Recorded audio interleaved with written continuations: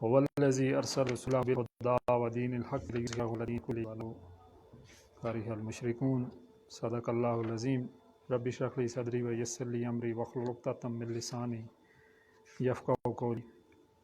آج انشاءاللہ ہم سورہ صف جو ہے اس کا مطالعہ کریں گے، اور یہاں پہ آ کے تو سورہ صف جو ہے یا اس کے بعد جو صورت ہے ان کا مطالعہ ہم ایک منفرد انداز میں کریں گے، اور اس سے پہلے بہرحال تعارف ہو جائے کہ سورہ صف جو ہے یہ ایک مدنی صورت ہے، اور مدنی صورتوں کا جو چھٹا گروپ ہے اس سے اس کا تعلق ہے، اور اس میں 10 مدنی صورتیں ہیں، اور مدنی صورتوں کا اس سے بڑا کوئی گروپ قرآن حکیم میں موجود نہیں ہے۔ قرآن حکیم میں آپ کو پتہ ہے کہ مکی اور مدنی صورتوں کے جو جوڑے ہیں وہ آتے ہیں کہ ہر ایک جوڑے میں ایک یا ایک سے زائد جو ہے وہ مکی صورت ہے، اور اسی طرح سے پھر ایک یا ایک سے زائد جو مدنی صورت ہے۔ تو اس حوالے سے جو چھٹا گروپ ہے اس کے اندر یہ 10 صورتیں آتی ہیں جو سورہ حشر سے شروع ہوتی ہیں، اور ان میں سے چند صورتیں جو ہیں وہ ہمارے اس منتخب نصاب میں بھی شامل ہیں۔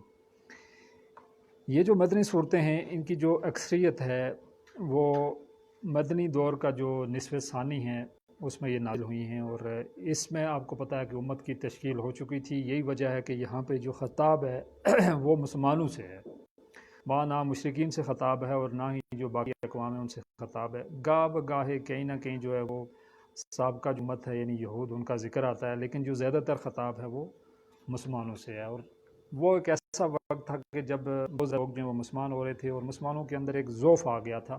یہی وجہ ہے کہ ان کا جو انداز ہے وہ مسلمانوں کو جھنجھوڑنے والا ہے، ان کو ہلا کے رکھنے والا ہے۔ اس کی وجہ یہ تھی کہ ان کے اندر بھی وہ جو جذبہ ایمان ہے اس کے اندر ایک کمی آ گئی تھی۔ تو جو مختلف صورتیں ہیں ان میں اس طرح کے الفاظ استعمال ہوئے ہیں، جیسا سورہ حدید میں ہے کہ وما لکم لا تؤمنون باللہ، کہ تمہیں کیا ہو گیا تم ایمان نہیں رکھتے۔ پھر کہا کہ وما لکم الا تنفقوا، کہ تمہیں کیا ہو گیا ہے کہ تم خرچ نہیں کرتے۔ اور اسی طرح سے اسی صورت یعنی جو سورہ صف ہے اس کی صورت میں کہا کہ یا ایھا الذین آمنوا لما تقولون ما لا تفعلون کبر مقتا عند اللہ ان تقولوا ما لا تفعلون، یعنی خطاب جو ہے مسلمانوں سے ہے اور ان کو جھنجھوڑنے والا خطاب ہے کہ مسلمانوں کے اندر ضعف ہے اس کو جو ہے وہ دور کیا جائے۔ تو اس حوالے سے یہ ہے کہ آج جو امت ہے اور جس سے ہمارا بھی تعلق ہے، آپ کو پتہ ہے کہ آج جو ہماری حالت ہے، ظاہر ہم سب بھی مسلمان ہیں، اور بائی مسلمان ہیں، ان میں سے بہت ہی کم لوگ ایسے ہیں جو بائی چائس مسلمان ہیں۔ یہی وجہ ہے کہ یہ ذوف جو ہے یہ ہمارے اندر بھی پایا جاتا ہے۔ تو ہمارے لیے یہ جو صورتیں ہیں یہ انتہائی عام ہیں کہ آج کے دور میں ہماری حالت ہے وہ آپ کو پتہ ہے کہ اس دور کے جو منافقین تھے ان سے بھی بدتر ہے۔ ٹھیک ہے شعوری منافق شاید ہم میں سے کم لوگ ہوں، غیر شعوری طور پر ہم وہ سارے کام کر گزرتے ہیں جو دور میں منافق کر رہے تھے۔ تو ان صورتوں میں سے 5 صورتیں ایسی ہیں کہ جن کا آغاز جو ہے وہ تسبیح باری تعالیٰ سے ہوتا ہے۔ سبح یسبح ہوتا ہے، سبح ہے جو ماضی کا صیغہ ہے کہ ہر ایک شے جو ہے وہ تعریف کرتی رہی ہے، اور یسبح مضارع کا صیغہ ہے اور اس کے اندر حال اور مستقبل دونوں پائے جاتے ہیں۔ اور 5 صورتوں کے اندر یہ جو صیغہ ہے سبح یسبح کا یہ 6 بار آیا ہوا ہے، یعنی 3 بار سبح اور 3 بار یسبح جو آیا ہے۔ 3 جو صورتیں ہیں اس میں سورہ حدید ہے، اور اس طرح سے سورہ حشر اور صف کے اندر سبح کا صیغہ ان کے شروع میں آیا ہے۔ اسی طرح سے سورہ جمعہ اور سورہ جو تغابن ہے اس کے اندر یسبح کا صیغہ جو ہے وہ آیا ہے۔ اور جو سورہ حشر ہے اس میں 2 بار یہ صیغہ ہے، یعنی سورہ حشر کے آخر میں بھی تسبیح کا ایک صیغہ آیا ہے۔ اور جو ہمارا یہ منتخب نصاب ہے اس میں جو صورت شامل ہیں جس میں کچھ صورتیں ہم پہلے بھی پڑھ چکے ہیں، جیسے سورہ تغابن کو ہم اس کی کچھ آیات یا سورہ تغابن ہم نے پوری پڑھی تھی، اس طرح سے سورہ تحریم بھی ہم پڑھ چکے ہیں۔ پھر اب سورہ صف جو ہے اس کا مطالعہ ہم کرنے جا رہے ہیں، اور اس کے ساتھ ہی سورہ جمعہ جو ہے وہ بھی آئے گی، اور سورہ منافقون اور سورہ حدید جو ہے وہ ہمارا آخری درس ہوگا۔ یعنی یہ 5 صورتیں ایسی ہیں کہ جو ہمارے اس منتخب نصاب کا حصہ ہیں۔ سورہ صف اور سورہ جمعہ جو ہے یہ ان کی مثال ایک جوڑ کی سی ہے، اور سورہ صف جو ہے یہاں پہ یہ چیز بتائی گئی ہے کہ اللہ نے کو مبعوث کیا ہے۔ نبی صلی اللہ علیہ وسلم کی بعثت کا مقصد کیا تھا؟ تو ان کی بعثت کا مقصد غلبہ دین حق تھا۔ یہی وجہ ہے کہ ان کو اس دنیا کے اندر بھیجا گیا، گو کہ ہر نبی کا مقصد جو ہے وہ یہی تھا۔ البتہ یہ ہے کہ نبی آخری زمان نبی صلی اللہ علیہ وسلم نے پریکٹیکلی اس قائم نہیں دیا، اسی کے قائم نہیں ہو سکتی. ہر ایک باطل کے نظام میں آپ کریں تو وہاں کچھ نہ کچھ لمیٹیشنز ایسی ہیں کہ جو آپ کو نہ چاہتے ہوئے بھی شاید ان پر پورا اترنا پڑتا ہے اور آپ کو کہیں رکنا پڑتا ہے. تو اس کا جو دوسرا جوڑا ہے سورہ جمعہ، وہاں پہ وہ اساسی منہج، ایک یہ انقلابی منہج ہے، اس کو بیان کیا گیا ہے. تو یہاں آ کر ہماری جو ترتیب ہوگی وہ یہ ہوگی کہ ہم اس سورت کی ایک مرکزی آیت جو ہے پہلے اس کو بیان کریں گے، اور پھر اس کے بعد اصل میں یہ ہے کہ ہر سورت کا ایک عمود ہوتا ہے، اور یعنی جو موضوع ہوتا ہے سورت کا، اور پوری سورت اس موضوع کے گرد گھوم رہی ہوتی ہے. کیونکہ ہر جو آیت ہے آپ کو پتہ ہے کہ وہ بھی ایک موتی کی مانند ہے، لیکن پوری سورت ایک ہار ہے. ٹھیک ہے، اب ہر موتی بھی بڑا خوبصورت ہے، لیکن جب ہار بن کے موتی کو ہم پرو لیتے ہیں تو جو اس کی خوبصورتی ہے وہ موتی کے مقابلے میں کہیں زیادہ ہوتی ہے. تو اس سورت کا جو عمود ہے وہ ایک آیت ہے، اس کو ہم ڈسکس کریں گے، اور باقی جو آیات ہیں پھر ان کو ہم اس کے حوالے سے دیکھیں گے کہ ان کا اس مرکزی جو آیت ہے اس کے ساتھ کیا تعلق ہے. وہ مرکزی آیت ہے وَالَّذِي يَرْسَلُ رَسُولَهُ بِالْهُدَىٰ وَدِينِ الْحَقِّ لِيُظْهِرَهُ عَلَى الدِّينِ كُلِّهِ وَلَوْ كَرِهَ الْمُشْرِكُونَ. ترجمہ میں اس کا کر دیتا ہوں کہ وہی ہے اللہ جس نے بھیجا ہے رسول کو کامل ہدایت کے ساتھ اور دین حق یعنی سچے دین کے ساتھ، لِيُظْهِرَهُ عَلَى الدِّينِ كُلِّهِ، تاکہ وہ اس کو غالب کر دیں کل نظام زندگی پر. وَلَوْ كَرِهَ الْمُشْرِكُونَ، اور چاہے مشرکین کو جو ہے وہ یہ بات کتنی ہی ناگوار کیوں نہ گزرے. اس آیت کی اہمیت کیا ہے؟ یہ ایک انتہائی عام آیت ہے، اور اس کے اندر نبی صلی اللہ علیہ وآلہ وسلم کا مقصد بعثت جو ہے وہ بیان کیا گیا ہے کہ نبی صلی اللہ علیہ وسلم کو بھیجا کیوں گیا ہے، یعنی کیا وہ بڑا مقصد تھا کہ جس کے لیے نبی صلی اللہ علیہ وسلم کو بھیجا گیا ہے. اور اس آیت کے اندر جو دوسری بات ہے کہ ایک جو انسان ہے، آپ کو پتہ ہے کہ اس کا بھی ایک ظاہر کو مقصد ہوتا ہے، اور ایک انسان ہے اس کا جو مقصد اگر کوئی چھوٹا سا مقصد ہے تو پھر آپ کو پتہ ہے کہ وہ اس کی ایفرٹ بھی اسی کے لیے ہوگی، لیکن اگر کوئی بڑا مقصد ہے تو اس کی جو ایفرٹ ہے وہ بھی اسی کے لیے ہوگی. تو نبی کریم صلی اللہ علیہ وسلم کی بعثت ایک بڑے مقصد کے لیے، یعنی کیا کہ دین حق کی سربلندی کے لیے ہوئی اور اس نظام کو قائم کرنے کے لیے ہوئی کہ میری زندگی کا مقصد تیرے دین کی سرفرازی، میں اسی لیے مسلمان، میں اسی لیے نمازی، یعنی میں مسلمان بھی اسی لیے ہوں اور میں نمازی بھی اسی لیے ہوں کہ تیرا دین جو ہے وہ بلند ہو جائے، اس کی سرفرازی ہو جائے. پھر یہ جو آیت ہے نبی کریم صلی اللہ علیہ وآلہ وسلم کا جو ایک منفرد مقام ہے انبیاء میں، صرف یہی نہیں ہے کہ نبی صلی اللہ علیہ وسلم پہ آ کے جو ہے وہ نبوت ختم ہوگی، بلکہ تکمیل نبوت ہو گئی. اور جب تکمیل ہوئی ہے تو پھر نبی کریم صلی اللہ علیہ وآلہ وسلم نے دعوت پہنچانے کا حق ادا کیا، اور وہ حق اس طرح سے ادا کیا کہ وہ نظام قائم کر کے دکھا دیا. اگر ظاہر ہے وہ آپ کو بتایا کہ نظام قائم نہ ہوتا تو پھر حجت قائم نہیں ہو سکتی تھی، لیکن وہ نظام جب قائم ہو گیا تو حجت قائم ہوگی. اور آج کوئی یہ نہیں کہہ سکتا ہے کہ آپ جس نظام کی بات کر رہے ہیں وہ تو کوئی خیالی پلاؤ ہے، وہ جو کوئی یوٹوپیا ہے، اور وہ جو کوئی کی جنت ہے، بلکہ یہ ہے کہ ہم نے دیکھا اور اس ساری کائنات نے دیکھا کہ 30 سال تک وہ نظام جو ہے وہ قائم رہا. اس کے مقابلے میں اگر باقی جو نظام ہے اس کے بارے میں بات کریں گے، جمہوریت جس کا خواب جو ہے والٹیئر یا روسو نے دیکھا تھا، وہ جمہوریت آج تک نہیں قائم ہو سکی. اسی طرح سے سوشلزم جس کا خواب جو ہے وہ لینن اور باقی اس کے جو والوں سے دیکھا تھا، وہ سوشلزم خود ہی کہہ رہے ہیں کہ وہ آج تک قائم نہ ہو سکا، لیکن اس کے مقابلے میں اسلام جو ہے پوری دنیا میں جو وہ قائم ہوا اور لوگوں نے اس کو دیکھا، 30 سال تک قائم رہا. من قائم رہا. اس کے بعد یہ ہے کہ ٹھیک ہے اس کی کچھ سیڑھیاں جو ہے وہ گرنا شروع ہو گئیں. اسی آیت کے بارے میں حضرت شاہ ولی اللہ جو ہیں وہ ان کا کہنا یہ ہے کہ اس آیت کے اندر اصل میں نبی کریم صلی اللہ علیہ وآلہ وسلم کی بعثت کا مقصد بیان کیا گیا ہے، اور یہ ایک مرکزی آیت ہے. اور ایک اور جگہ پہ وہ کہتے ہیں کہ یہ قرآن حکیم کی ایک مرکزی آیت ہے کہ جس کے اندر اصل میں وہ مقصد بیان کیا گیا ہے کہ یہ کتاب، یہ انبیاء، یہ ساری چیزیں جو ہے وہ کیوں بھیجی گئی ہیں. مولانا عبید اللہ سندھی جو ہیں وہ کہتے ہیں کہ اس آیت کا عنوان اصل میں انقلاب کا عنوان ہے. یہ آیت وہ آیت ہے کہ جس کی وجہ سے دنیا کے اندر جو ہے وہ انقلاب آنا ہے. اب اس آیت کو سمجھنا جو ہے بہت ضروری ہے، اور اگر آپ کو نہ سمجھا جائے تو پھر نبی کریم صلی اللہ علیہ وآلہ وسلم کی بعثت کا مقصد نہیں سمجھا جا سکتا ہے. جیسے آپ کو بتایا کہ نبی کریم صلی اللہ علیہ وآلہ وسلم جب تک مکے میں تھے تو وہ ساری تکلیفیں برداشت کر رہے تھے، باقی انبیاء نے برداشت کی ہیں. ٹھیک ہے، کفو ایدیوں کا حکم ہے، اور جتنی تکالیف آ رہی ہیں ہر قسم کی تکلیف جو ہے وہ اسی طرح سے برداشت کر رہے ہیں، اور واپس ہاتھ نہیں اٹھا رہے ہیں، اور کسی کو واپس جو ہے وہ گالی کے جواب میں بھی گالی نہیں دے رہے ہیں. اسی طرح سے کوئی تھپڑ مارے تو واپس جو ہے کوئی اس کو واپس تھپڑ نہیں مارا جاتا، کوئی کسی قسم کا کوئی بھی جو تشدد ہے اس کا جواب نہیں دیا جاتا ہے.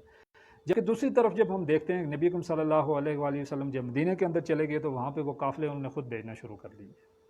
تو اب بظاہر جو مشرکین ہیں اور بظاہر جو مصنفین ہیں جو نان مسلم ہیں اور ایون کہ بہت سے جو مسلمان ہیں ان کے یہاں بھی یہ کنفیوژن پائی جاتی ہے کہ وہی نبی تھے کہ جو جا کے تو انہیں خود یعنی ایک جہاد کا آغاز کر لیا. مکے کے اندر کیا وجہ تھی کہ وہ سارے ظلم جو ہے برداشت کر رہے تھے. اب باقی جتنے انبیاء ہیں وہ آپ کو پتہ ہے کہ جیسے حضرت عیسیٰ علیہ السلام ہیں یا باقی جتنے انبیاء ہیں ان کے ہاں تو وہ ظاہر نوبت آئی نہیں. وہ جو نوبت جس کو ہم کہتے ہیں کہ وہ جو آخری سٹیج کہ جب ایک انقلابی جدوجہد جو ہے پیسو سے ایکٹیو کی طرف جاتی ہے تو اس وقت آپ کو پتہ ہے کہ کیا جاتا ہے کہ اگر کوئی ظلم کرے تو اس کا جواب جو ہے وہ بھرپور انداز میں دیا جائے, اور اگر کوئی جنگ شروع کر دے تو آپ کو بھی پھر لڑنے سے کوئی روکے گا نہیں. لیکن یہ ہے کہ باقی جتنے انبیاء ہیں وہاں آپ کو پتہ ہے کہ مختلف وجوہات تھیں. کہیں جو ان کی قوم تھی انہوں نے ساتھ نہیں دیا, اور کہیں جو ہے حالات ایسے تھے کہ قوم کے چند افراد ساتھ آئے اور وہ انہوں نے بھی جہاد سے انکار کر دیا. لیکن نبی کریم صلی اللہ علیہ وآلہ وسلم کی زندگی میں وہ وقت آیا کہ جب ہم دین کی طرف گئے ان کو ایک الٹرنیٹ بیس ملی, ایک افرادی قوت بھی مل گئی, تو پھر انہوں نے اس باطل نظام کو باضابطہ چیلنج کیا تاکہ وہ اپنے بل سے, جیسے ہم چوہے کو تنگ کرتے ہیں کہ بل سے باہر نکل کے آ جائیں ہم اس کا کار کریں, تو یہی کام کیا گیا. مشرکین کو تنگ کیا گیا, ان کی اکنامک بلاکیج جو ہے وہ کی گئی. تو اب بظاہر یہ ایک تضاد نظر آتا ہے, اور اس پہ منگوبری وارڈ جو ہے وہ اس نے سیرت پہ کافی کتابیں بھی کی ہیں, اور ضیاء الحق صاحب نے ایک بار ان کو پاکستان کی ایک سیرت کانفرنس میں بھی بلایا تھا.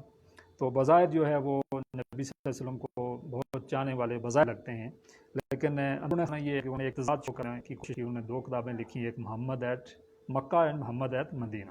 تو محمد ایٹ مکہ میں انہوں نے تعریف کے جتنے بھی کوئی فیض ہو سکتے ہیں اس نے بیان کر دیا کہ بھائی یہ ہیں وہ نبی.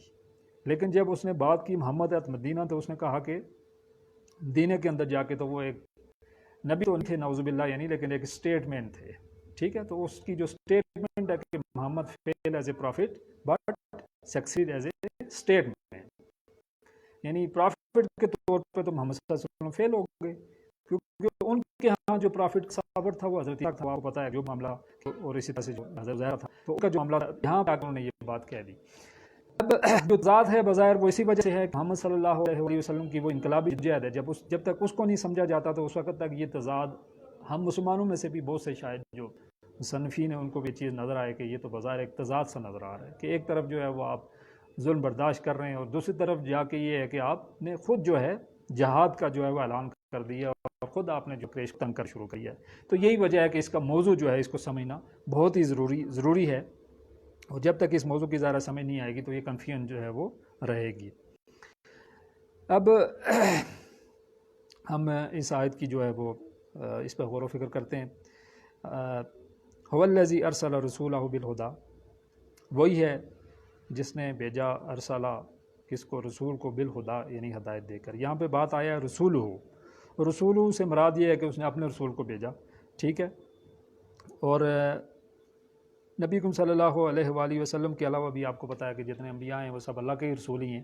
البتہ یہ ہے کہ رسول اللہ جو ہے وہ نبی صلی اللہ علیہ وسلم کا لقب ہے, اور باقی جتنے انبیاء ہیں ان کے بھی کچھ لقب ہیں, جیسے ابراہیم علیہ السلام کے بارے میں ابراہیم خلیل اللہ, اور اس طرح سے عیسیٰ جو ہے وہ روح اللہ, اور موسیٰ کلیم اللہ, مختلف لقب ہیں. لیکن نبی کریم صلی اللہ علیہ وآلہ وسلم چونکہ آخری نبی ہیں اور ان کے ذمہ جو پہنچانا ہے وہ صرف جو ان کے سامنے قوم ہے اس تک نہیں پہنچانا, بلکہ جتنے افراد ہیں ان تک انہوں نے اپنا پیغام پہنچانا ہے. یہی وجہ ہے کہ نبی صلی اللہ علیہ وسلم کے لیے رسول اللہ قرآن کے اندر بھی کئی جگہوں پہ جو ہے وہ استعمال کیا گیا. جیسے یہ آیت ہے کہ محمد رسول اللہ والذین معہ اشداء علی الکفار ورحماء بینہم, کہ محمد صلی اللہ علیہ وسلم اللہ کے رسول ہیں اور جو لوگ ان کے ساتھ ہیں وہ کافروں کے حق میں سخت ہیں, اور مومنین ان آپس میں جو ہے وہ کیا ہیں, رحم دل ہیں. تو یہ جو لقب ہے نبی کریم صلی اللہ علیہ وسلم کا وہ کیا ہے, وہ رسول کا ہے. کہ اب رسول جو ہے اس کا کام کیا ہوتا ہے کہ جب اس کے پاس کوئی بات آئے, جب اس کے پاس کوئی دعوت آئے تو وہ دعوت کو پہنچا دے. اور اس حوالے سے ہماری بات ہوئی تھی کہ رسول جو ہے ایک فرشتوں میں سے بھی رسول تھے حضرت جبرائیل علیہ السلام, اور انبیاء میں سے رسول یعنی جو انسانوں میں سے رسول تھے وہ نبی کریم صلی اللہ علیہ وآلہ وسلم. دوسری چیز یہاں پہ آ رہی ہے الہدا, کہ هو الذی ارسل رسولہ بالہدی. ہدا کیا ہے, ہدایت جو ہے, یہ کہا کہ قرآن حکیم جو ہے یہ ہدایت ہے. ٹھیک ہے, اور جس بارے میں کہا کہ یہی وہ کتاب ہے کہ جس میں کوئی شک نہیں, اور یہ ہدایت ہے کن کے لیے, پرہیزگاروں کے لیے. اور ان حاضل قرآن یادی للتی ہی الاقوام کہ یہ قرآن اس راہ کی طرف ہدایت دیتا ہے جو بالکل سیدھی ہے. یعنی یہ جو قرآن حکیم ہے یہ کیا ہے؟ یہ خدا ہے. الہدا جو ہے ہدایت جو ہے وہ کیا ہے؟ یہ کتاب ہے. اب انسان جو ہے وہ آپ کو پتہ ہے کہ ایک سفر جو ہے وہ طے کرتا رہا ہے. اور پہلے انسان جو ہے وہ کہیں غاروں میں رہتا تھا, پھر اس کے بعد جو ہے اس نے سفر طے کیا اور گھروں کے اندر آیا, اور پھر آج تو آپ کو پتہ ہے کہ دنیا گلوبل ولیج بن گئی ہے. تو 600 عیسوی تک, 600 قبل عیسوی اور 600 عیسوی بعد تک ایک انسانیت جو ہے وہ اپنی جتنی اس نے ترقی کرنی تھی وہ اس تک پہنچ گئی. یعنی میکسیمم جو ترقی ہو سکتی تھی وہ ہوگی. اس کے بعد آج کے دور میں جو نظریات ہیں یہ سارے وہی چیزیں ہیں. ٹھیک ہے, ان کو ایک نیا نام دیا جاتا ہے, ٹھیک ہے, اور کوئی نیا جو ہے ایک شکل جو ہے وہ دے دی جاتی ہے, لیکن نظریات وہی ہیں جو 600 بعد عیسوی جو پائے جاتے تھے, آج بھی وہی چیزیں. اب جب اس کے بعد یہ ہوا کہ اللہ تعالیٰ نے کہا کہ اب ان کے لیے وہ کتاب بھیج دینی چاہیے کہ جو ان کے لیے تمام کے تمام انسانوں کے لیے ہدایت ہو. تو پھر اس وقت اللہ تعالیٰ نے وہ کتاب بھیجی, یعنی یہ قرآن حکیم, اور اس کی حفاظت کا وعدہ بھی خود کیا ہے کہ اللہ تعالیٰ اگر چاہتے تو وہ توراۃ کی حفاظت بھی کر سکتے تھے, زبور کی بھی کر سکتے تھے. جہاں قرآن کا انہوں نے ذمہ اٹھایا ہے تو باقی کتابوں کی حفاظت کرنا اللہ کے لیے کیا مشکل تھا. تو کہا کہ انا نحن نزلنا ذکر وانا لہ حافظون, کہ بے شک ہم ہی نے یہ ذکر اتارا ہے اور ہم ہی اس کی حفاظت کرنے والے ہیں. تو اس کی حفاظت کا ذمہ اللہ تعالیٰ نے خود اپنے ذمہ لے لیا ہے تاکہ یہ کتاب جو ہے یہ محفوظ رہے اور لوگوں تک بات جاتی رہے. واقعی آپ کو پتہ ہے کہ ظاہر ہے اگر مسلمانوں کے ہاتھ میں ہوتی یہ ذمہ داری تو وہ کب کی اس میں تحریف ہو چکی ہوتی, کیونکہ ظاہر مسلمان بھی سارے کام کرتے ہیں جو باقی جو اقوام ہیں انہوں نے کرنا ہوتا ہے. آج بھی اگر ہم دیکھیں تو جو قرآن کا ترجمہ ہے, جو اس کی تفسیر ہے, اس کے اندر جہاں پہ بھی مسلمانوں کو جہاں پہ کوئی فائدہ نظر آتا ہے تو وہاں وہ جہاں ان کا زور چلتا ہے وہ چلا لیتے ہیں. پھر اس کے بعد بات آ رہی ہے دین حق, اور دین کا جو لغوی مفہوم ہے وہ ہے بدلہ, ٹھیک ہے. مالک یوم الدین سورہ فاتحہ جو ہے اس کے اندر ہم نے پڑھا تھا کہ بدلے کے دن کا مالک ہے کون ہے؟ اللہ کی تعالیٰ کی ذات ہے. اب اس کا جو اصطلاحی مفہوم ہے وہ کیا ہے کہ بدلہ کب دیا جاتا ہے؟ کسی قانون کے تحت کو بدلہ دیا جاتا ہے, کسی ضابطے کے تحت کو بدلہ دیا جا سکتا ہے, کسی نام کے تحت کو بدلہ دیا جا سکتا ہے. اور قانون اگر کوئی ہے تو وہ یہ چیز چاہتا ہے کہ اس کی اطاعت کی جائے, ورنہ ظاہر ہے ایک ایسا قانون کہ جس کو کوئی ماننے والا ہی نہ ہو, جس کو امپلیمنٹ کرنے والا کوئی نظام ہی نہ ہو, تو پھر اس کو کوئی قانون نہیں مانے گا. تو دین کے ساتھ یہ ساری چیزیں جڑی ہوئی ہیں کہ قانون ہے, ٹھیک ہے, دین ایک قانون ہے, اور قانون کے لیے ضروری ہے کہ ایک نظام ہونا چاہیے اور نظام کی اطاعت ہوتی ہے. یعنی یہ تینوں چیزیں جو واپس میں لازم اور ملزوم ہیں. اب ایک ایسا نظام کہ جہاں پہ بندوں کو یہ اختیار دے دیا جائے کہ بھائی قانون آپ نے خود بنانا ہے, تو اس کو ہم کہیں گے دین جمہور. ایک ایسا نظام کہ جہاں پہ ایک شخص قانون بناتا ہو تو اس کو ہم کیا کہتے ہیں کہ یہ دین الملک ہے, بادشاہ قانون ہے, ٹھیک ہے. تو اسی طرح سے ایک ایسا نظام کہ جس کے اندر قرآن و سنت کے مطابق فیصلے ہوں تو وہ دین اللہ ہے, ٹھیک ہے. تو یہ ایسے کیا ہے کہ ایک نظام جو ہے جب تک کہ وہ غالب نہ ہو تو وہ نظام نہیں کہلاتا ہے. اور یاد رکھیے گا کہ کسی ایک ملک کے اندر دو نظام ایک وقت میں نہیں رہ سکتے. مذاہب کی بات الگ ہے, دین اسلام جو ہے اس کے لیے قرآن حکیم یا حدیث کے اندر کہیں بھی مذہب کا لفظ استعمال نہیں ہوا ہے. آج ہمارے یہاں معاشرے کے اندر ہم یہ بات کہتے ہیں کہ اسلام ایک مذہب ہے, اس سے انکار نہیں ہے, اسلام ایک مذہب بھی ہے. مذہب چونکہ آپ کو پتہ ہے کہ 3 چیزوں سے بحث کرتا ہے, عقائد, عبادات اور رسومات. نظام جو ہے اس کے اندر پھر وہ جو اجتماعی گوشے آ جاتے ہیں, سیاسی نظام, معاشی نظام, معاشرتی نظام. تو دین اسلام ایک مذہب ضرور ہے, لیکن یہ ہے کہ اس کی اصل جو خوبی ہے کہ یہ ایک دین ہے اور دین کے اندر ایک مذہب بھی موجود ہے. اب جب تک غلبہ نہیں ہوگا اس وقت تک ہو سکتا ہے کہ وہ نظام جو ہے مذہب بن جائے. جیسے آپ کو پتہ ہے جب انگریزوں کی حکومت آئی تو نظام تو رہا نہیں, لیکن مذہب اسلام جو ہے وہ زندہ رہا. اور آج اگر جمہوریت کی حکومت ہے تو اسلام مذہب کے طور پہ تو زندہ ہے آج بھی, جہاں مرضی آپ چلے جائیں وہاں زندہ ہے. تو یاد رکھیے گا کہ ایک نظام کے نیچے کئی مذاہب ہو سکتے ہیں, لیکن ایک ملک کے اندر 2 دین ایک ساتھ نہیں ہو سکتے ہیں. یعنی یہ نہیں ہو سکتا ہے کہ ایک طرف سوشلزم بھی ہے اور اشتراکیت بھی ہے, ایک طرف سوشلزم بھی ہے اور اسلام بھی ہے.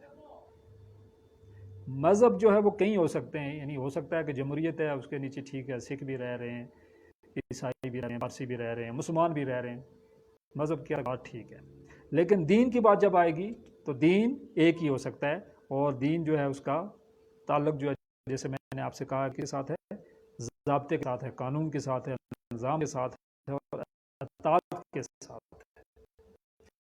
تو دین اللہ جو ہے وہ کیا ہے؟ وہ اللہ کا بتایا ہوا دین، کہا کہ اللہ الا للہ دین خالص، کے جان لو اللہ کے لیے اطاعت کرو، اطاعت جو ہے وہ اللہ کے لیے ہے۔ اور پھر کے حوالے سے بھی کہا کہ اس کام کو کیا کیا جائے، وقاتلہم حتی تکون ویکون الدین کلہ للہ، کہ ان سے لڑتے رہو یہاں تک فتنہ نہ رہے اور مکمل طور پر نظام اللہ کا ہی ہو جائے، یعنی نظام کو قائم کرنے کی کوشش جدوجہد جو وہ کرنی تھی وہ اس کے بغیر وہ قائم نہیں ہو سکتا۔ اور دین اللہ میں نے آپ کو بتایا دین اللہ کہلائے گا۔ اس کے بعد آگے جو یہاں پہ لفظ ہے وہ ہو، ٹھیک ہے، کہ 4 معنی ہو سکتے ہیں اصل میں، اور اظہار سے کسی چیز کا اظہار کرنا۔ اس کے معنی یہ ہو سکتے ہیں کہ اللہ دین کو، یعنی اللہ غالب کر دے گا دین حق کو، ٹھیک ہے۔ دوسرے اس کے معنی کرتے ہیں کہ اللہ غالب کرے گا صلی اللہ علیہ وسلم۔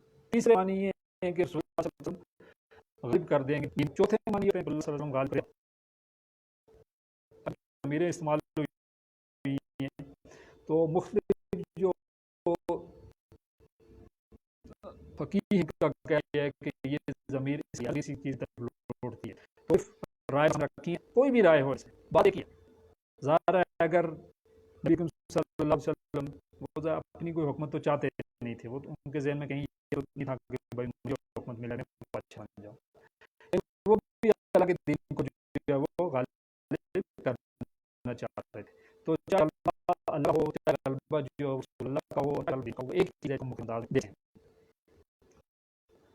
پھر آگے کہا کہ اللہ دین کل ہی، نبی صلی اللہ علیہ وسلم مقصد بعثت ہے وہ یہ تھا کہ یہ دین ہے، اس کو کل کے کل جو نظام ہے، کل کے کل جو ادیان ہیں ان پر غالب کر دیا جائے۔ زندگی کا جو ہر ایک گوشہ ہے اس میں سے وہ کیا ہے غالب کر دیا جائے، اور ایک جو محدود صبر ہے، یعنی جو ریلیجن کا ہے، جو مذہب کا ہے، اسی کو لے کے چلا جائے، بلکہ یہ ہے کہ ہر جو گوشہ ہے اس کو لے کے چلا جائے۔ ان دین کا نزدیک تو اللہ کے دین جو ہے وہ اسلام ہے، اور اسی کا غلبہ جو ہے وہ نبی صلی اللہ علیہ وآلہ وسلم نہ انہوں نے کرنا چاہا بلکہ وہ کر کے دکھا دیا۔ جب ملک آپ کو بتایا کہ اب حکومت کسی اور کی ہو اور دین کسی اور ہو، تو پھر اس وقت ایسا ہوتا ہے کہ ایک دین جو ہو سکتا ہے کہ مذہب کے رہے کہ ہمارے ساتھ ہوا برصغیر کی جب حکومت انگریزوں کی تھی، اس وقت یہ تھے، لیکن وہ کر رہے تھے، دین کو فالو نہیں کر رہے تھے۔ اور اس وقت ظاہر ہے جو اقبال ان کا کہنا یہ تھا کہ ہمیں صحیح کی اجازت نہ، یہ سمجھ اسلام ہے آزاد۔ تو مسلمانوں کے اندر بھی یہ کنفیوژن تھی، یہی ہے ٹھیک ہے، تو اسلام کو فالو کرتے ہیں، اور وہیں سے پھر ہمارا بات جو ہے یہ ہے کہ ہم اگر کسی شخص کو کہتے ہیں کہ یار یہ بڑا دیندار ہے، تو وہاں ہماری بات یہ ہے کہ یہ شخص بڑا مذہبی ہے، یعنی یہ مال پہ پڑھ لیتا ہے، ٹھیک ہے، جو معاملات ہیں آج کی اور حاجین کے آج ہے، تو لیکن یہ ہے کہ دین کے حوالے سے شاید ہو سکتا ہے کہ بیچارے کو شعور ہی نہ ہو کہ دین اصل میں کس چیز کا نام کر رہا ہے، تو جو مسلمان ہے اسی کے اثرات جو آج تک جو آئے ہوئے ہیں۔ تو نبی صلی اللہ علیہ وسلم کا بیسک مقصد تھا وہ کیا تھا کہ دین ہے، اس کو کیا کیا جائے، یعنی تمام ادیان پر ذکر شعبہ ہے وہاں پر رہنمائی جو کہ دین اسلام سے لی جائے۔ اچھا، یہاں پہ پھر آگے جو بتا رہی ہے کہ 2 چیزیں آ جاتی ہیں، ایک بات آتی ہے قرآن حکیم کی اور دوسری آتی ہے دین حق کی۔ یہ 2 چیزیں کیا آخر یہ مطلب 2 الگ سے کوئی 2 مختلف چیزیں ہیں کہ رسول اللہ وہ دین حق، ایک خدا ہوگی اور دوسرا دین حق ہوگی، تو کس سے کیا دین حق جو ہے وہ کوئی قرآن سے الگ چیز ہے؟ یہ سوال جو ذہن آ رہا ہے. تو اب یہ ہے کہ آپ کو پتا ہے کہ مکمل نظام جو ہے قرآن کی موجود نہیں ہے. اگر ابھی یہ بات آتی ہے تو آتی ہے کہ قرآن و سنت، یعنی قرآن و سنت. قرآن سے بھی آپ نے گائیڈ لائن لینی ہے، لیکن جو چیز وہاں موجود نہیں ہے وہ نبی کریم صلی اللہ علیہ وسلم کی زندگی سے لینی ہے. تو یہ دو چیزیں مل کر تو پھر ایک کامل جو ہے وہ دین بنتا ہے. محض اگر کوئی یہ کہے کہ نہیں ہم قرآن سے ہی گائیڈ لائن لیں گے تو یہاں پہ وہ چیز آ گئی ہے کہ نہیں بالخدا و دین الحق، یعنی دونوں چیزیں جو ہے وہ ایک سال آپ کو لے کے چلنی ہوگی. یعنی قرآن کو بھی لے کے چلنا ہے اور دین حق. جیسا کہ آپ کو پتہ ہے کہ ہمارا جو آئین ہے پاکستان کا، اس کے اندر بھی یہ چیز لکھی ہوئی ہے کہ قرآن و سنت کے منافی کوئی بھی قانون جو ہے وہ نہیں بن سکتا ہے. تو وہ بالکل ایک آئیڈیل بات لکھی ہوئی ہے. اس کی امپلیمنٹیشن کتنی ہے وہ آپ کو پتہ ہے کہ ایک الگ بات. تو کہا کہ لیظہرہ علی الدین کلہ، کیا کرے کہ اس کو غالب کر دے تمام کے تمام ادیان پر. دین کل کا کل جو ہے وہ اللہ کے لیے ہو جائے اور ایک ایسا معاشرہ وجود میں آ جائے جہاں دین اسلام پر عمل کرنا، جہاں عدل و انصاف ہو، جہاں کسی پر ظلم نہ ہو، اور نظام کل کا کل اللہ تعالیٰ کی ہو جائے اور کسی کے لیے کوئی وہاں پر کوئی ایسی بات نہ ہو کہ جس سے اس کو مشکل ہو. اب معاشرے کے اندر آپ کو پتہ ہے کہ مختلف جو ادیان ہیں ظاہر ہے ان کا اپنے اپنے ڈائنامکس ہیں اور وہ اپنی اپنی جو چیزیں ہیں ان کو لے کے چلتے ہیں. تو اب ایک ایسا قانون جو انسانوں کا بنایا ہوا ہے وہ پرفیکٹ نہیں ہو سکتا ہے، اس کے اندر کوئی نہ کوئی جو کمی ہے وہ رہے گی. جیسے انسانوں کا بنایا ہوا جو انیشلی آپ کو پتہ ہے کہ قبلوں کا سسٹم تھا اور قبائل تھے، اور پھر اس کے بعد جب شور آیا تو ان قبیلوں نے مل کر اپنا ایک بادشاہ بنا لیا، اور قانون جو ہے وہ کس کا ہو گیا؟ بادشاہ کا ہو گیا. Divine right of the king. Europe کے اندر بھی کہا کہ بادشاہ جو ہے وہ خدا کی مانند ہے اور بادشاہ کا جو قانون ہے وہ خدا کا قانون ہے، اس کو عالم میں فالو کرنا ہے. یورپ کے اندر بھی یہ چیز رہی. پھر اس کے بعد جب آگے انسانیت ترقی کرتی ہے اور اس کے نتیجے میں یہ شعور آیا کہ نہیں یہ اختیار جو ہے کسی ایک کے پاس نہیں ہونا چاہیے، بلکہ یہ ہے کہ ہم میں سے ہر شخص کے پاس ہونا چاہیے. اور جس کے نتیجے میں آپ کو پتا کہ جو فرینچ ریولیوشن 1700 میں آیا، اس میں پھر یہ کہ وہ جو رائٹ تھا وہ ایک بادشاہ سے لے کر کیا گیا وہ لوگوں کو دیا. اور شیطان نے کہا کہ ہم خود شاہی کو پہنائے جمہوری لباس، جب ذرا آدم ہوا خود شناس ہو خود نکر. یعنی جب تھوڑا سا آدم جو ہے وہ سیانہ ہو گیا تو وہ جو ٹنوں کے حساب سے جو خباثت سی ایک بادشاہ کے سر پر وہ پھیلا کے تمام لوگوں کو دے دی گئی کہ بھائی اب اختیار آپ کے پاس ہے، آپ جو چاہے مرضی ہے قانون بنا لیں، مل کے جو مرضی ہے بنا لیں، جو چاہے بنا لیں. ٹھیک ہے. وہاں بھی آپ کو پتا ہے کہ کوئی ایسا اختیار جو ہے وہ نہیں تھا کس کے پاس، یعنی اللہ اور اس کے رسول کے پاس کوئی اختیار نہیں تھا. پھر اس کے بعد کچھ چونکہ وہ جو نظام ہے آپ کو پتہ ہے کہ وہ جو اشتراکیت ہے، جو سرمایہ دارانہ نظام ہے، اس پہ بیس کر رہا تھا. اور پھر عوام کے اندر جو ہے وہ ایک شعور آیا کہ اب جو یہ جو سرمایہ دارانہ نظام ہے اس میں تو کچھ لوگ جو ہیں وہ بہت ہی امیر ہو رہے ہیں اور کچھ لوگوں کا بڑا استحصال ہو رہا ہے.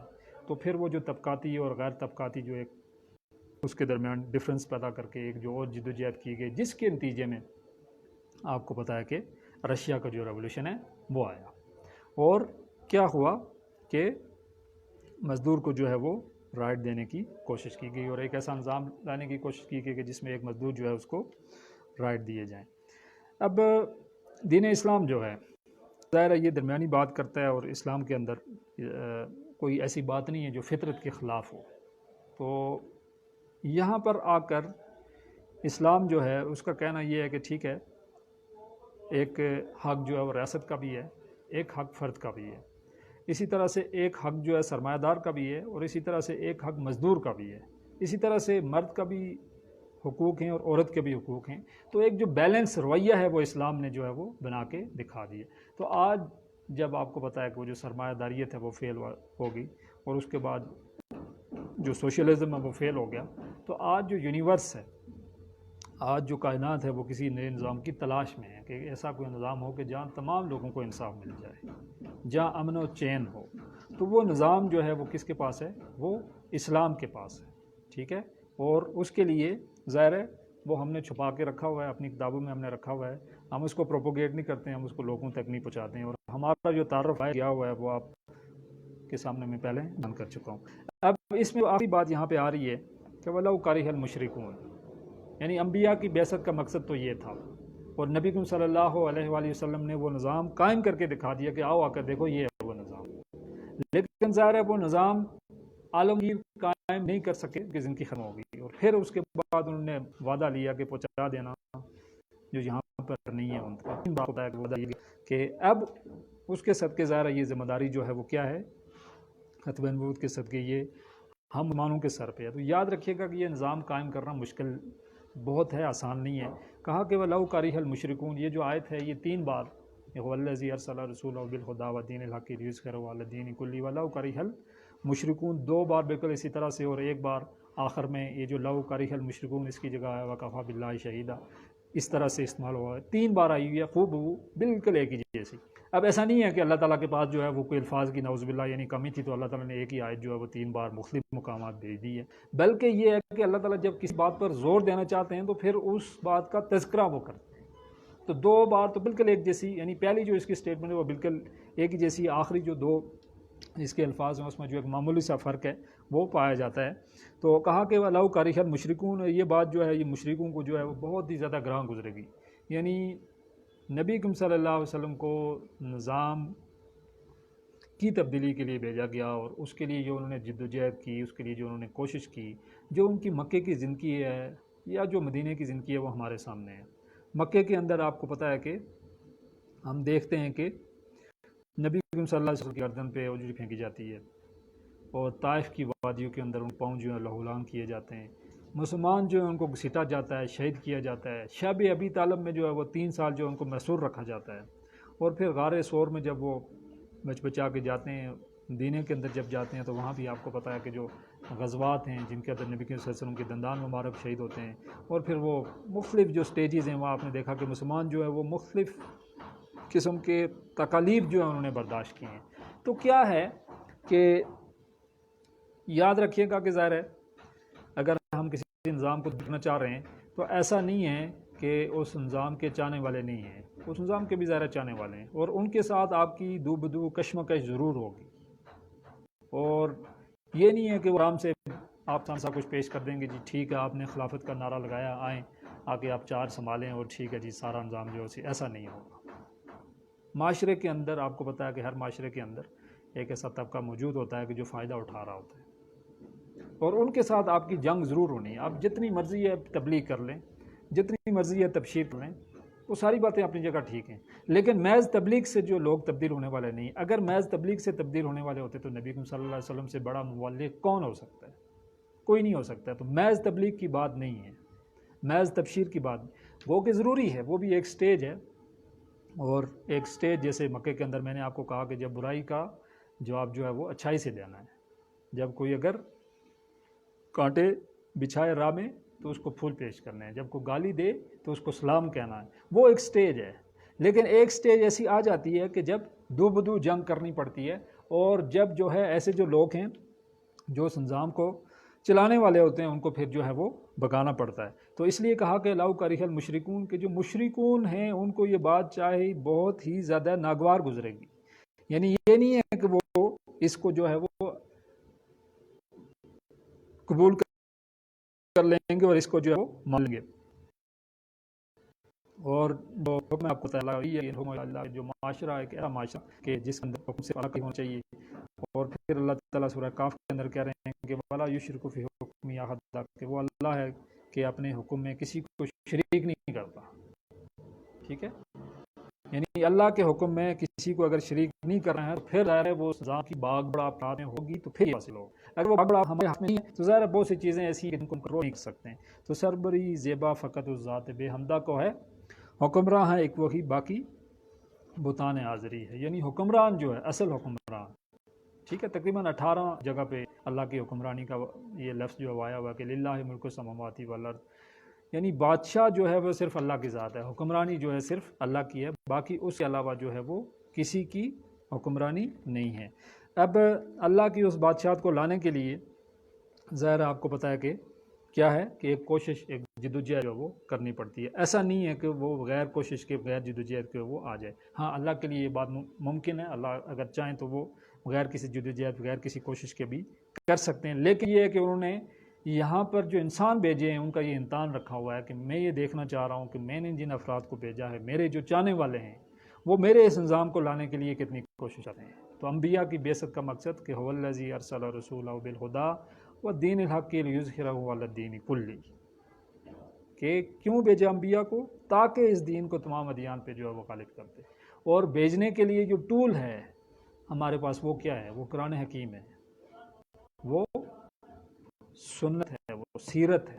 یعنی معجزہ ہے. کہتے ہیں کہ نبی صلی اللہ علیہ وسلم کا اصل معجزہ کیا ہے؟ وہ یہ کتاب تھی. جیسے باقی جو انبیاء ہیں آپ کو پتہ ہے ان کو بھی کوئی معجزے دیے گئے ہیں، لیکن یہاں پر آ کر معاشرہ جو ہے وہ اتنا آگے چلا گیا تھا کہ اب اس تک معجزے شاید نہ کر سکیں. آپ کو پتہ ہے کہ سائنس جب ترقی کر لی تو اس کے بعد شاید بہت سے کام ایسے ہیں کہ جو اس وقت شاید معجزہ لگتے ہوئے ہوں گے آج سے 14 سال پہلے، لیکن آج نہیں لگتے ہیں. جیسے ہماری آواز جو یہاں سے دور آپ پہنچ جاتی ہے، اس وقت اگر کوئی آواز کہیں سے پہنچی تو یہ بہت بڑا معجزہ ہوتا. جیسے لائٹ کو آپ لے لیں کہ یہاں سے آپ نے بٹن آن کیا اور میلوں دور جو ہے لائٹ پہنچ گئی، تو یہ اس وقت تو بڑا معجزہ تھا لیکن آج نہیں ہے. لیکن اس کے مقابلے میں جو معجزہ دیا گیا ہے وہ قرآن حکیم، اس کو آپ دیکھ لیں کہ 1400 سال پرانی چیزیں آج جب سائنس ریسرچ کرتی ہے تو وہ آج ان فیکٹس تک پہنچ جاتی ہے کہ ہاں واقعی یہ چیز ایسی ہی ہے. بے شمار سائنسی چیزیں جو اس کے اندر ہے. تو یہ جو معجزہ ہے اصل میں اس کو استعمال کرتے ہوئے وہ جو انقلاب ہے وہ لانا ہے کہ جہاں پر ایک ایسا معاشرہ جو ہے وہ صالح معاشرہ جو ہے وہ قائم ہو جائے کہ جب حکمرانی جو ہے وہ صرف اللہ تعالیٰ کے لیے ہو جائے، اور چاہے کہ یہ بات جو ہے وہ جو مشرکین ہیں وہ ان کو بہت ہی ناگوار ہو. اور یاد رکھیے گا کہ مشرکین جب ہمارے ذہن میں یعنی یہ جو آیت آتی ہے تو ہم یہ سمجھتے ہیں کہ مشرکین سے مراد یہ ہے کہ وہی مشرکین تھے جو عرب میں تھے جو بتوں کو پوجا کرتے تھے. ہمارے یہاں تو مشرکین کہاں ہوں گے. تو یاد رکھیے گا شرک کا موضوع نے ان ڈیٹیل سنا ہے، اور آخری وقت میں شرک سے بچنا بہت مشکل ہے. اور کہا کہ شرک سے بچنا ایسے ہی ہے کہ جیسے کالی رات میں کالی پہاڑ پر کالی چونٹی کو دیکھنا مشکل ہے، ایسے ہی شرک سے بچنا بھی مشکل ہے. اور شرک کے حوالے سے یاد رکھیے گا کہ ایک مذہبی شرک ہے اور ایک سیاسی شرک ہے، ہر دور کے اندر رہا ہے یہ. ٹھیک ہے، مذہبی شرک کیا ہے کہ پیر صاحب ہیں جی ان کو سجدہ کریں، انہوں نے آپ کے بیڑے پار کروا دیں. وہ فلاں صاحب کی قبر ہے جی، ٹھیک ہے جی وہاں جا کے جناب بکرا چڑھائیں تو آپ کا کام ہو جائے گا. تو سارا معاملہ وہاں پیٹ کا ہی ہے. ٹھیک ہے کہ وہاں کو جو بھی بیٹھے ہوئے ہیں جو بھی مجاور ہیں، ظاہر ان کا معاملہ یہ ہے کہ وہ یہ چاہ رہے ہیں کہ لوگ یہاں آتے رہیں اور ہمارا جو روزگار ہے یہ چلتا رہے. تو ایک مذہبی شرک ہے. ایک سیاسی شرک ہے کہ بادشاہ صرف اللہ کے لیے ہے، لیکن اگر وہ کسی اور کی ہے، وہ جو فرعون نے کیا، وہ جو نمرود نے کیا، وہ کیا تھا؟ وہ سیاسی شرک تھا. آج ہمارے یہاں کہیں ہوں گے جو ایسا شرک کر رہے ہوں گے کہ حکم صرف اللہ کا ہے، ان کا کوئی اختیار نہیں. ان کا اگر کوئی اختیار ہے تو قرآن و سنت کے دائرے کے اندر ہے. تو یہ جو دونوں ہیں، چاہے وہ شرک ہو چاہے سیاسی شرک ہو، ان دونوں نے مل کر انسانیت کا استحصال کیا ہے. اور یہ شرک آج بھی جاری ہے، ایسا نہیں ہے کہ آج جاری نہیں ہے. وہ اگر ہم دیکھیں گے تو مذہبی شرک بھی جاری ہے، اسی طرح سے سیاسی شرک بھی جاری ہے. اور دور حاضر کا سب سے بڑا شرک جمہوریت، کہ جہاں عوام کی حکومت عوام کی مرضی سے عوام کے لیے، اللہ اس کے رسول کا کوئی اختیار وہاں پہ نہیں ہے. 5 میں سے اگر 3 لوگ یہ کہہ دیں جی کہ شراب حلال ہے، حلال ہوگی. 5 میں سے 3 لوگ اگر کہہ دیں کہ سود حلال ہے، حلال ہوگی. فحاشی صحیح ہے، ٹھیک ہے صحیح ہوگی. کہیں نہ بھی باقی نظام آپ نے دیکھ لیا پاکستان کے اندر، صدر صاحب بھی نہیں کہیں گے کہ سود حلال ہے، وزیر اعظم صاحب بھی نہیں کہیں گے کہ سود حلال ہے، لیکن وہ آپ اپنے جانتے ہیں ہماری جا رہے ہیں. ٹھیک ہو کوئی بھی صحیح نہ کہے. کچھ لوگ شاید ان کی صفوں کے اندر ایسے موجود ہیں یہ ساری چیزیں پروموٹ کرتے ہیں، لیکن یہ ہے کہ اگر آپ ان سے ہم دیکھیں سارا کچھ ہے تو وہ ہماری قرارداد ماسا اس کے اندر ہر ایک چیز موجود تھی کہ نو لیجسلیشن ویری ڈن اگین سنت کے منافی کوئی قانون نہیں بنے گا. لیکن اس کے اندر چور رستے رکھ دیے گئے کہ جو قانون ہے وہ ٹھیک ہے، لوگوں کی مرضی سے بنایا جاتا ہے. اور ابھی ریسنٹلی تو آپ کو پتہ ہی ہے کہ وہ ایک قانون جو آج جو بات چل رہی ہے جی کہ نان مسلم جو ہے وہ مسلمان نہیں ہو سکتے ہیں، کوئی اس طرح قانون جو ہے وہ گردش کر رہے ہیں. پچھلے دنوں آپ نے وہ ایک قانون دیکھا جی کہ اب کوئی باپ جو ہے اپنے بیٹے سے باز پرس نہیں کر سکتا ہے، اگر اس نے کرنے کی کوشش کی تو اس کو 6 مہینے جیل ہوگی اور یہ ہوگا وہ ہوگا. تو وہ سارے قوانین جو ہیں وہ آپ کو پتہ ہے کہ اب یہ جتنا یہاں پہ بیٹھے ہوئے ہیں ان سب کی مرضی سے بن رہے ہیں. ایسا نہیں ہے کہ ان کی مرضی شامل نہیں ہے. جو بھی وہاں پہ بیٹھے ہوئے ہیں، کوئی شاید ایک آدھ بندہ ہو کہ جس کی مرضی شامل نہ ہو، لیکن میکسیمم ایسے لوگ ہیں کہ جن کی مرضی اس کے اندر شامل ہے، اور پوری کی پوری جو ہے وہ مرضی اس کے اندر شامل ہے۔ تو انبیاء کی بعثت کا مقصد یہ تھا کہ وَالَّذِي أَرْسَلَ رَسُولَهُ بِالْهُدَىٰ وَدِينِ الْحَقِّ لِيُظْهِرَهُ عَلَى الدِّينِ كُلِّهِ وَلَوْ كَرِهَ الْمُشْرِكُونَ، کہ وہی ہیں جس نے بھیجا اپنے رسول کو کیا کرے، دین حق اور الہدا دے کر، تاکہ اس دین کو تمام نظام پر غالب کر دے، یا تمام گوشہ زندگی جو ہے اس پر اس دین کو غالب کر دے۔